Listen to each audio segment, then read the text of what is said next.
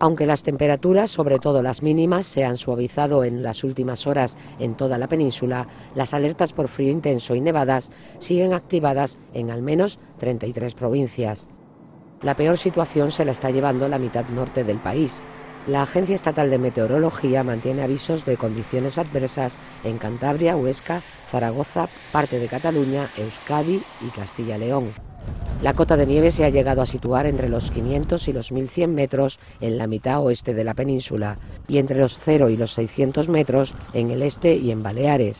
Numerosos tramos y puertos de montaña, sobre todo en la red secundaria, están presentando dificultades para la circulación a causa de las nevadas. Se hace necesario el uso de cadenas en muchos de ellos y se ha prohibido la circulación de camiones en otros para facilitar las labores de limpieza y reducir el riesgo de retenciones.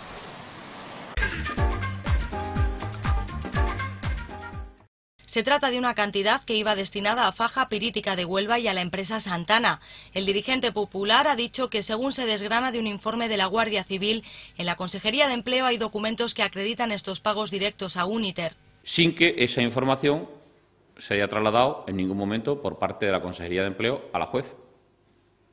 Y, por tanto, donde parece comprobarse que la Junta ha ocultado de manera consciente, queriendo, en su actitud oscurantista y obstruccionista de la labor de la justicia. Sanz ha explicado que estos son los primeros pagos directos que se conocen a una empresa intermediaria por parte de la Junta de Andalucía, ya que hasta el momento eran las aseguradoras quienes pagaban a las dos entidades intermediarias que han participado en todos los procesos de prejubilaciones, Uniter y Vitalia.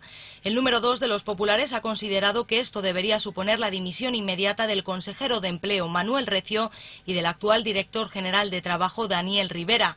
En la misma rueda de prensa, Sanz se ha referido al Congreso de los Socialistas y ha lamentado la falta de representación andaluza. Hay que lamentar la pérdida de peso que ha tenido el PSOE andaluz de manera clara dentro de la Ejecutiva. Este ha sido un Congreso, diría yo, ni siquiera escaso, sino absolutamente vacío de ideas. El dirigente popular ha destacado que por contra su partido se ha pasado el fin de semana aportando ideas y propuestas y ha recordado algunos de los aspectos del Plan para Empleo Juvenil anunciado por Javier Arenas.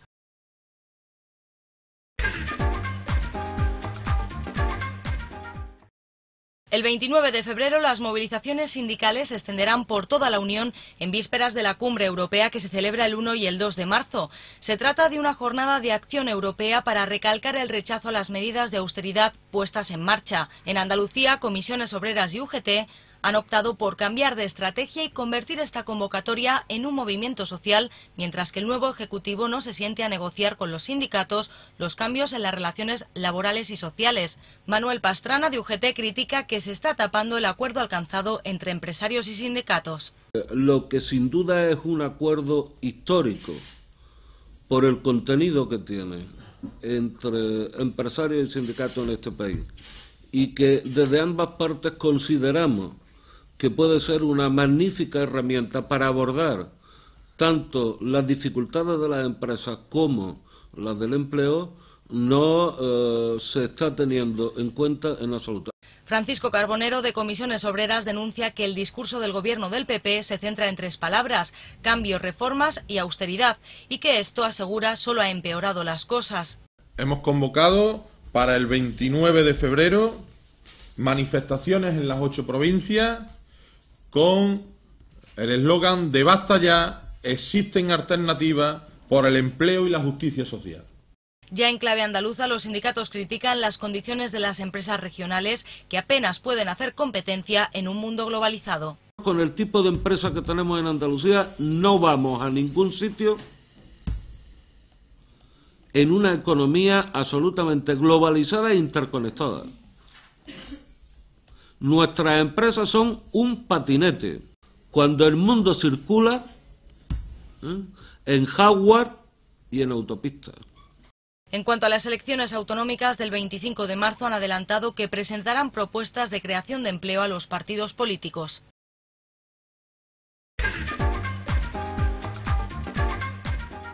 Un hombre de 26 años y nacionalidad ecuatoriana ha fallecido hoy en Marbella por heridas de arma blanca tras una discusión con otros 2 individuos que se dieron a la fuga. El fallecido ha sido hallado en la carretera nacional 340, a la altura del cambio de sentido de Cabo Pino, tras el aviso dado a la 1:20 de la madrugada por el empleado de un establecimiento de hostelería que alertaba de que un hombre había resultado herido y estaba sangrando. Según la policía, al parecer, la víctima y otros 2 hombres iniciaron una discusión en un establecimiento que luego continuaron en la calle. La policía investiga las circunstancias en las que se ha producido el suceso y trata de localizar e identificar a los 2 varones supuestamente implicados en el homicidio y que han huido.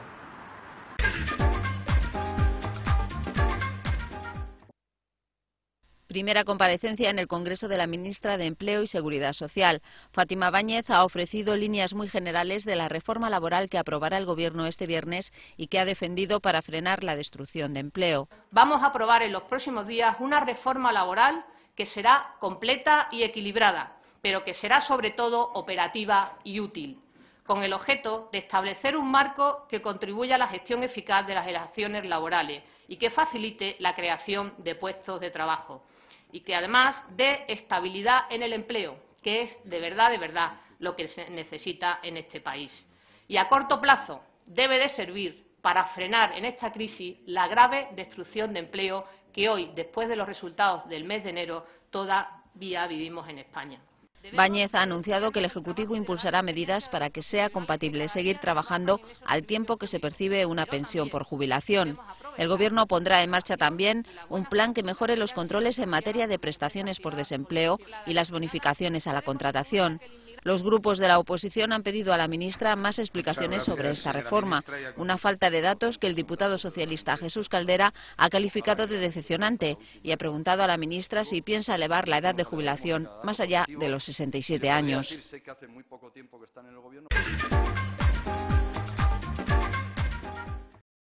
Facua Andalucía alerta de que muchos de los fraudes masivos que se producen en la región no se conocerían si no fuera por la denuncia que hacen las organizaciones sindicales. El Gobierno andaluz se niega a revelarnos a Facua Andalucía qué hace con nuestras denuncias contra fraudes masivos. No nos quiere contar si hace lo que tiene que hacer, que es controlar el mercado, actuar frente a un fraude, y ni mucho menos nos explica si ha aplicado una sanción y de qué cuantía y si ésta se ha pagado. Por ello, entre estas 50 propuestas se encuentra la de publicar la relación de empresas que han sido sancionadas y con qué importe. La Asociación de Consumidores reclama un mayor control del mercado y más transparencia en las inspecciones. Asegura que en tiempos de crisis los fraudes se han extendido, que estos suelen ser millonarios y que las sanciones son bastante inferiores que la estafa. Rubén Sánchez destaca que desde hace años la protección al consumidor ha dejado de ser una prioridad. Ha habido un déficit importante que ahora tiene que subsanarse, sobre todo en estos tiempos de crisis. En los últimos días hemos firmado un pacto por la garantía de la protección de los consumidores en Andalucía, en presencia del presidente de la Junta, y queremos que el futuro Gobierno entienda que ese pacto son los elementos mínimos que hay que llevar a cabo para garantizar la efectiva protección del consumidor en Andalucía. Las propuestas que Facua ha enviado a los candidatos que se presentan a las elecciones se refieren a vivienda y a la dación en pago y a la calidad de los servicios públicos. Además, piden a todas las formaciones que digan cuál es su modelo sanitario y educativo.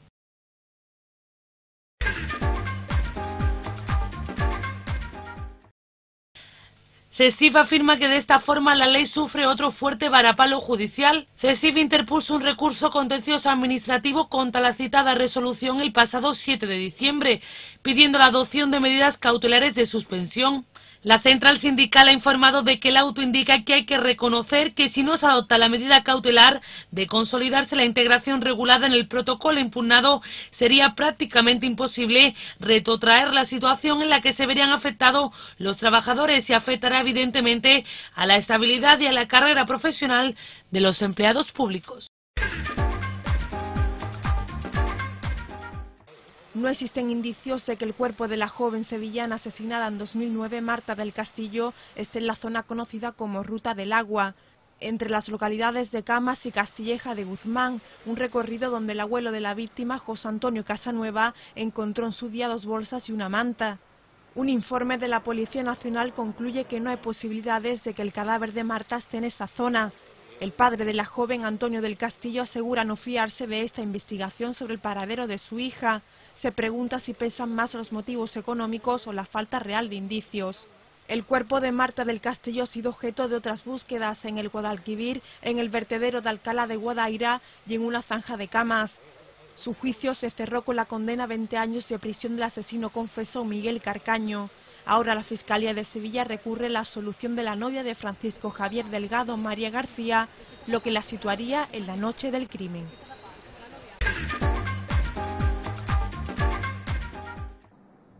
Una niña de 7 años ha muerto por las quemaduras causadas por el incendio que se ha producido esta madrugada en este piso de Cornellà de Llobregat, en Barcelona. La menor tenía 4 hermanos, 2 de ellos y su padre han resultado heridos, también con quemaduras, y han sido trasladados al hospital del Vall d'Hebron. La familia de origen marroquí vivía en esta casa de la calle Abed. Es una familia que vivía en el barrio, que vive en el barrio, que tiene ayudas de la Generalitat y también algunas ayudas puntuales del ayuntamiento, y que la niña estaba escolarizada y hemos hablado con la directora de la escuela y bueno, está bastante afectada todo el mundo, ¿no? El fuego comenzó sobre las 5 de la madrugada. Se cree que por un cortocircuito los vecinos intentaron salvar a todos los niños. Estaba el vecino, lo que tenía piso quemado. Él está intentando para entrar de la ventana atrás, la rompió una cresta de la ventana, ha entrado y yo he ido con él atrás de él. Ha subido de la reja de la ventana, la cogió con él una chica, la hemos salvado del fuego. Y la otra se ha quedado ahí y se ha morido, pobrecita, no podemos hacer nada. Hay otras 7 personas que han resultado intoxicadas y han sido hospitalizadas. Entre estas hay un niño de 3 años.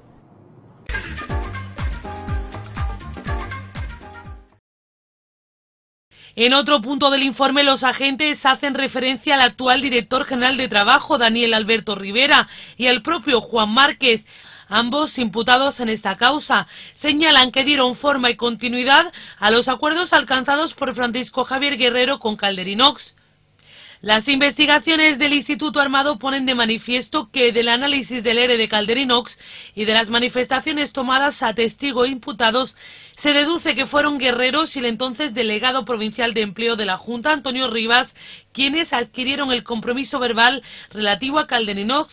Los investigadores de la UCO se centran especialmente en la resolución de la concesión de la ayuda sociolaboral firmada en diciembre de 2009 por Juan Márquez, una ayuda que asciende a casi 900.000 euros y que se efectúa mediante 2 pagos, uno en enero de 2010 por importe de 200.000 euros y otro en noviembre por importe de casi 250.000 euros.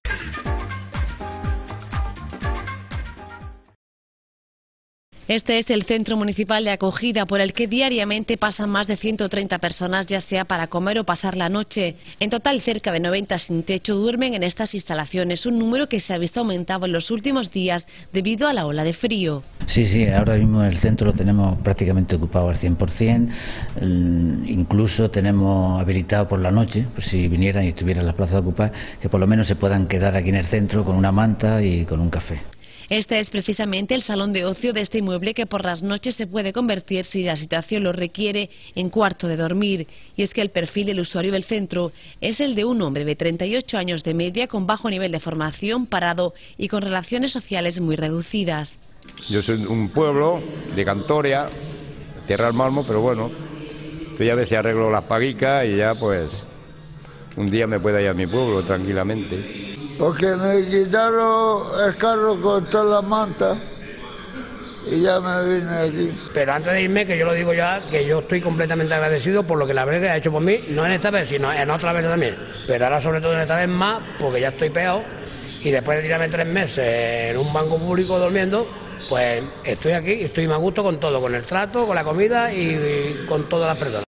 En los últimos tiempos, y debido a la crisis, se ha registrado un aumento del número de personas de nacionalidad española, sobre todo de jóvenes parejas que se han quedado sin nada. Un colectivo que tiene papeles, que tiene pases de residencia, permiso de residencia, pero que con las circunstancias de la crisis se está quedando en paro. Entonces son extranjeros, sobre todo de origen magrebí, y que llevan aquí en España entre una media de 10-12 años. Y otro colectivo que está también aumentando son parejas españolas entre 35 y 40 años, fundamentalmente sin hijos, pero bueno, que son parejas. Ese colectivo también estamos notando que está aumentando mucho más porque se están quedando sin recursos, se quedan en el paro, las familias extensas no pueden ayudarles y se ven abocadas a salir a la calle. El centro dispone de lavandería propia de la que se encarga Sebas, una empleada a media jornada gracias a un programa de inserción del ayuntamiento. También cuenta con un espacio para los talleres, donde se ofrece a los usuarios una zona para poner en práctica sus habilidades.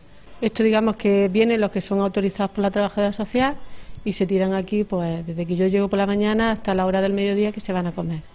Pues hacen actividades, pues mira, ahora estamos haciendo caretas para el carnaval, hacen también restauración de muebles.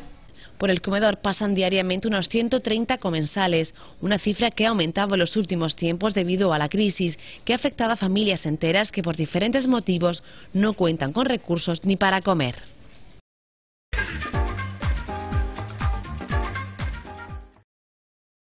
Los cuadros del pintor Pedro Rodríguez viajan mañana hasta Valencia. Hace 5 años que el artista no exponía en esta ciudad. La colección que presentará el artista onubense se denomina Espacio Urbano.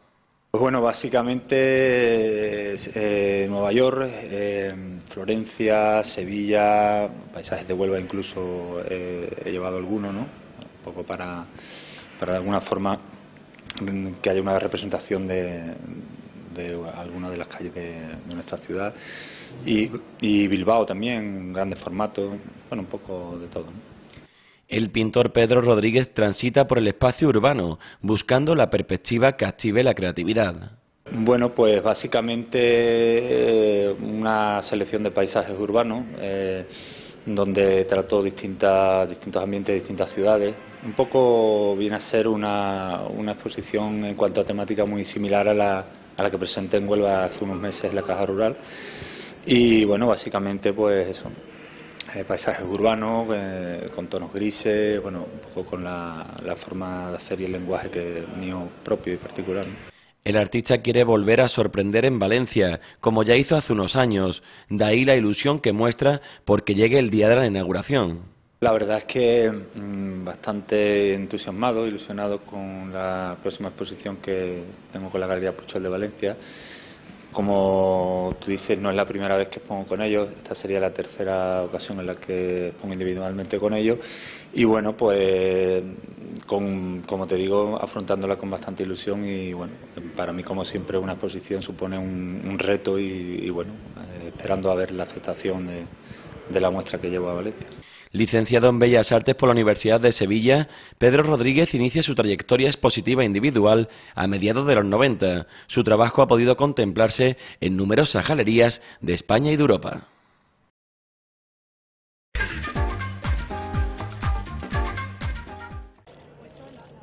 En medio de una encrucijada histórica sin precedentes, tras más de 3 años de crisis económica, el secretario general en Andalucía, José Antonio Griñán, ha presentado el programa electoral que dará luz verde si gana el próximo 25 de marzo.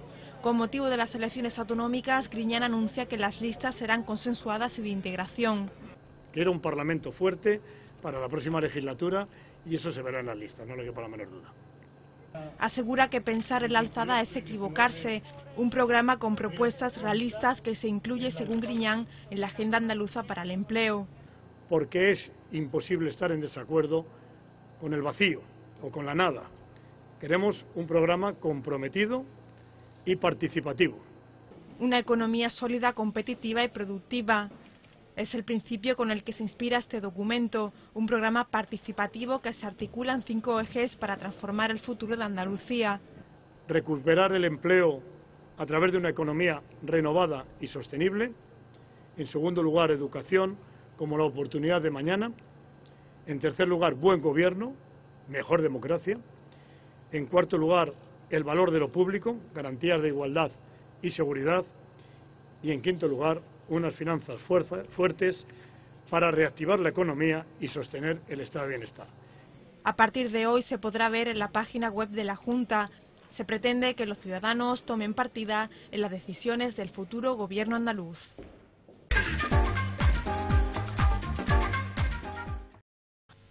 han demostrado que el hijo de Manuel Chávez conservaba todos sus documentos, ya que lo conseguido por un periodista era la copia digital de los mismos, que provenía de alguien que había tenido acceso a los contratos.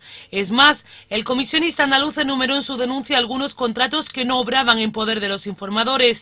Los detalles que dio ante la policía sirvieron para que publicaran de nuevo reportajes sobre las actividades mercantiles del hijo del expresidente. Al margen de cómo la documentación profesional llegó a manos de un periodista, un grupo de agentes de la Unidad contra la Delincuencia y Crimen Organizado, UDICO de Sevilla, se dispuso a investigar los negocios, pero estas pesquisas se truncaron en noviembre del año pasado, cuando el jefe superior de la Policía de Andalucía Occidental destituyó al jefe de esta unidad y lo cambió de destino en un ambiente de presiones críticas por investigar al hijo del entonces vicepresidente tercero del gobierno.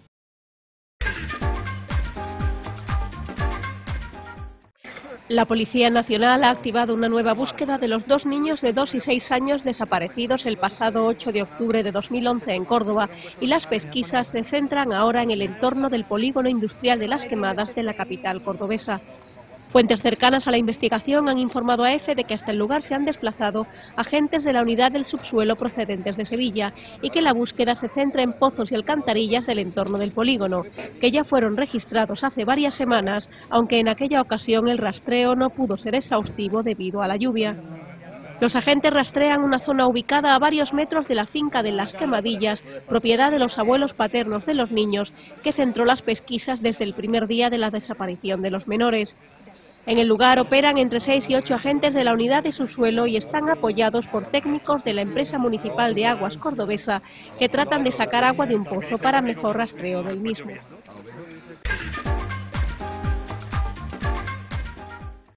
Andalucía y el País Vasco eran las dos únicas regiones que ya habían aprobado la fecha para los exámenes, dentro de 4 meses. En el resto de comunidades, excepto Canarias y Madrid, se había seguido la recomendación del Ministerio de Educación de no ampliar las plazas de profesores en la enseñanza pública. Ayer, sin previo aviso, el Boletín Oficial del Estado suprimió los temarios aprobados por el anterior gobierno en el mes de noviembre y restablecer los de 1993. La Junta de Andalucía ha pedido a la cartera de José Ignacio Wert que rectifique y firme una nueva orden con la que se derogue lo publicado ayer por el BOE.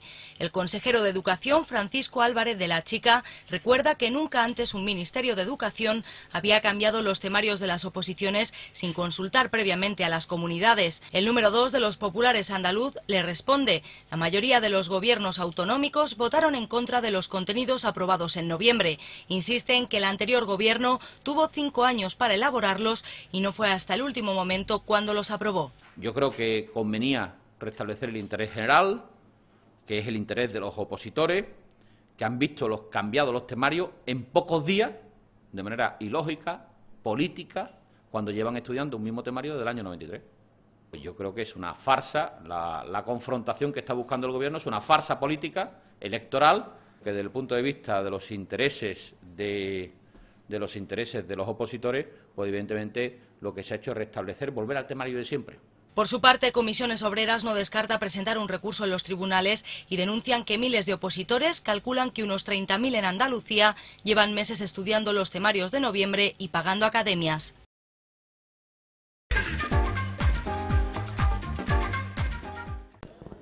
Seis pinturas rupestres de la cueva de Nerja, que representan a focas, podrían tener una antigüedad de al menos 42.000 años, lo que las situaría como la primera obra de arte de la humanidad, que además no habría sido realizada por Sapiens, sino por neandertales, según varios expertos. Para el conservador de la cueva, Antonio Garrido, era fundamental intentar datar los restos orgánicos existentes junto a las pinturas, y de coincidir las fechas podríamos estar ante la representación artística más antigua del mundo. Estaríamos hablando de unas pinturas que se remontan al Paleolítico Medio, al Musteriense, y eso evidentemente plantearía muchísimas interrogantes. Una, que en el Paleolítico Medio no hay detectar ninguna pintura. Dos, que esas pinturas responderían a un Homo neanderthalensis, no a un Homo sapiens. A raíz del análisis de los sedimentos de la cueva se mandaron a datar a Miami restos de carbones aparecidos a 10 centímetros de las pinturas, unas pruebas que han arrojado una antigüedad de 43.500 años. Sin embargo, actualmente esta operación se encuentra paralizada por la falta de recursos económicos y la ausencia de un gerente al cargo de la Fundación Cueva de Nerja. Los últimos descubrimientos en nuestro territorio van en la línea de un neandertal que se decoraba el cuerpo con pintura y tenía un sentido estético, y ello supone una revolución científica porque hasta ahora se había transmitido una imagen de ellos casi de monos.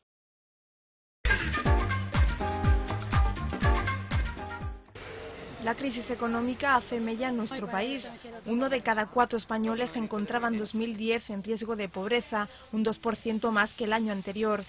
Según Eurostat, España es el país de la Unión Europea donde más ha aumentado la tasa de población en riesgo de pobreza, un 3,7% frente al 3% de media en el conjunto de los 27 países. 11,6 millones de personas en España del total de 115,4 millones de ciudadanos europeos que estaban al borde de la exclusión.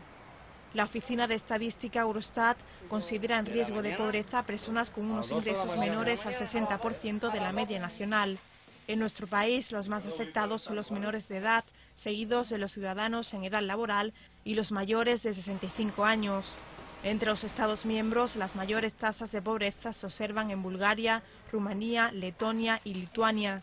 En el otro extremo, la República Checa, Suecia y Holanda.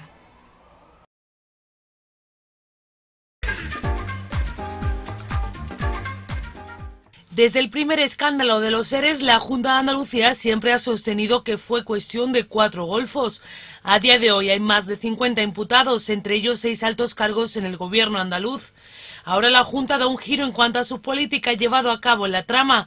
El Ejecutivo de Griñán considera nulas todas las ayudas directas a empresas concedidas entre los años 2000 y 2010 con el Fondo para Compañías en Crisis dotados de casi 650 millones. La Junta inicia el procedimiento para reclamar a empresarios beneficiarios que devuelvan parte de los 65 millones entregados de manera discrecional y sin control a posteriori de subvenciones directas. La decisión significa un vuelco a las tesis del Ejecutivo que defendió la legalidad de las ayudas. Envió una carta a los empresarios la pasada semana que informaba del procedimiento de revisión de oficio de las subvenciones y les da un plazo de 10 días para que aleguen y presenten los documentos que estimen pertinentes. Fuentes de la Junta matizan que dicho artículo sobre nulidad es la única forma que hay para fundamentar la apertura de una revisión del proceso de subvenciones de ayudas. De este modo, la Junta reclama el dinero entregado a los empresarios, algunos de ellos legalmente, y a otros beneficiados por una trama vinculada a la Consejería de Empleo. Tanto para la magistrada que instruye el caso como para la Guardia Civil consideran ayudas directas algunos seres de subvenciones a empresas con beneficios.